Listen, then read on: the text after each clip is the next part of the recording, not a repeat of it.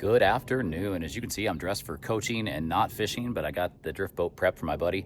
He and I have co-owned this for 7 years, so I was going to go over it with you and have a little bit of fun. So this is a Hyde high side drift boat. We got some really nice oars. We did not skimp on the oars. Very, very, very nice oars.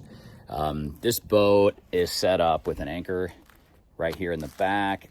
This plate right here is for a motor. We've got a trolling motor and a 10 horsepower gas motor. So that's really helpful for trolling and getting around lakes. The high side, if the wind picks up on the river, it moves you around a little bit. And if the wind picks up on the lake, you leave the lake and you get off of it. But this is over 20 years old. Our drift boat and trailer is over 20 years old, but it's in pretty good shape. My buddy's going to wax it. Inside, you've got a spot in the back to fish and storage here. Obviously, the middle guy is on the oars and he's rowing.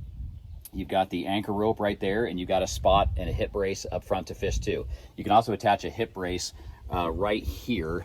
So the guy in the back can stand up and have a hip brace. So you got a guy fishing in the back, you got a guy rowing in the middle, you got a guy fishing in the front.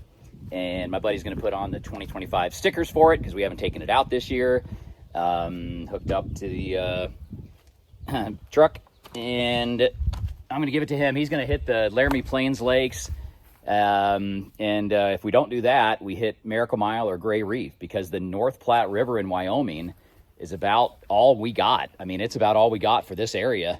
Let me know if you guys have one of these. Clacket Craft is the other player with drift boats. You know, we would love to get to the Green River in Utah or somewhere in Montana, but really the closest spot is the North Platte River in Wyoming and the Laramie Plains Lakes, or any lakes and ponds in this area. But yeah, certainly the problem is I just don't have time.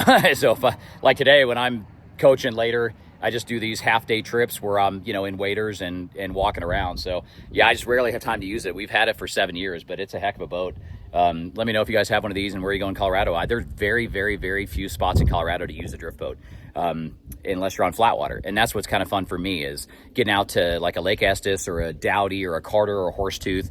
That's something I can't do if I'm coaching later typically, but that is something I can do if I have a full day off.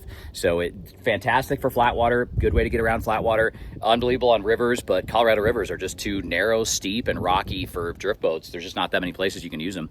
I've heard of a couple spots in the Colorado I think you can use them, but that's about it. So if this thing ever fails, we guess maybe you'd have some kind of structural crack here, but hopefully that's a long, long ways down the road and we get 10 or 15 more years out of it. We have no plans to sell it. I'll either buy him out, or he'll buy me out, or we'll sell it if we ever don't need it anymore. But we're going to keep fishing on it. He's going to go get some fish tomorrow. So yeah, let me know. Leave a comment below if you guys have one of these and where you go in Colorado. Thanks for watching.